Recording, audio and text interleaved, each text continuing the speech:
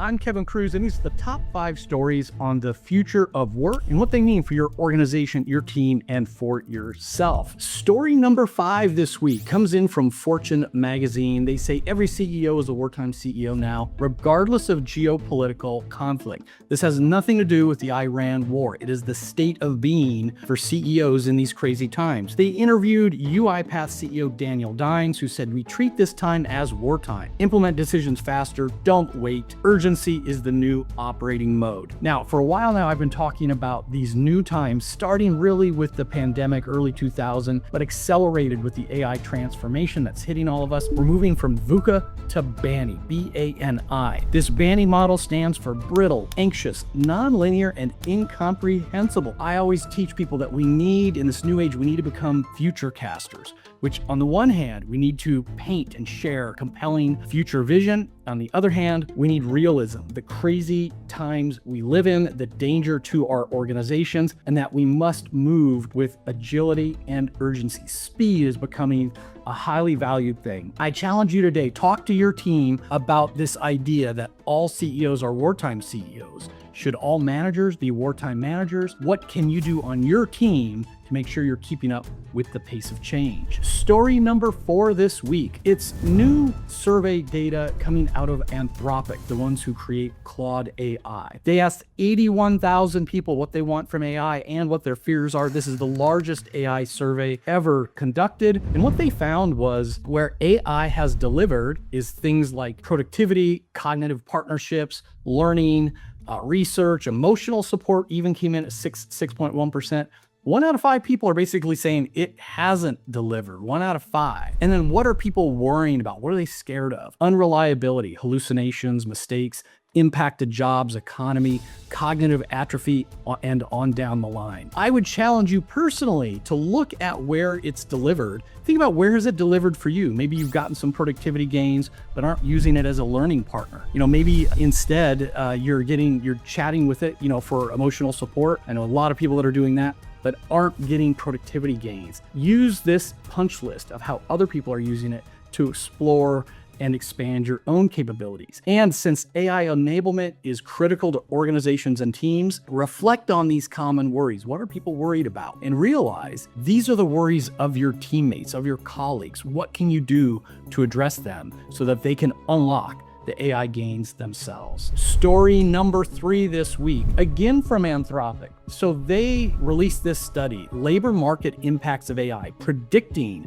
where AI is going to disrupt the most. So they give us this great spiderweb diagram, and the blue is the potential AI coverage in role. You can see like 90% of management they feel can be disrupted or changed with AI. Business and finance, computer and math, architecture. Jobs that really don't have a near-term AI impact, agriculture, construction, installation, repair, etc. The red is the observed AI coverage, the way people are using Claude AI today. So you can see this gap. They actually call it capability overhang. What's the gap between the way people are using it and where they could be using it in the future? So for yourself, I think it's about sort of self-awareness. What's your role? Where do you fall on this diagram? How much are you using it? Are you ready for the increased change? And I think that this capability overhang is what we're all facing. Already the capability of AI today, Dr. Ethan Mollick says, it's going to take us 20 years to unlock just the AI capability of today. And it is expanding so fast. Story number 2 comes from Business Insider. Their story is called The Great Demotion. So this is interesting and hard to fathom. So they're saying that among those who changed jobs in the last year, 40% saw their salaries drop by more than 10%. So they're saying that many people are like, oh, AI is not having an impact. Unemployment is still so low. But many people who are finding work are taking pay cuts to get those jobs. I think my reaction to this is that we know that skills are what gets you a job, right? And it always was that case. Now it's AI literacy, AI enablement skills. How do you keep your job? How do you get promoted in that job? It's the soft stuff. It's the human skills. It's emotional intelligence.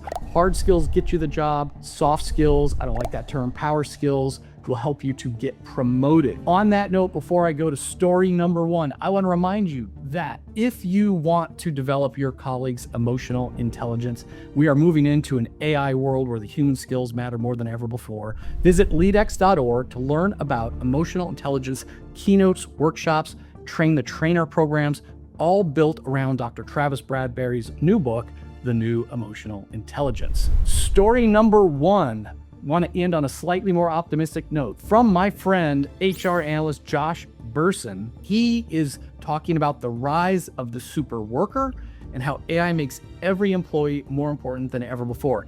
He takes umbrage with Anthropic and others who do a lot of doom and gloom about job replacement. He's saying that we are building a company of super workers. What is a super worker? It's an individual who uses AI to dramatically enhance their productivity, their performance, their creativity. As routine work gets automated, he says, AI has the potential to empower everyone. Super worker companies can outperform their peers by 6 times. So what he has is a much more optimistic view where these skills are going to make humans more valuable. So why wouldn't we have more jobs and more pay if the humans themselves are more valuable? The way I look at it is through the lens of time. I see it as short term. There's going to be a lot of job loss. Long term, I'm with Josh. We are going to have super workers and super companies and unlocking a bright future. But in between is going to be job chaos. As usual, let's lean in to our curiosity, our growth mindset. Let's embrace the technical changes that are happening all around us. Let's embrace the AI tools. And at the same time, let's not forget to lean into the human skills that really is what AI will never replace. See you next week.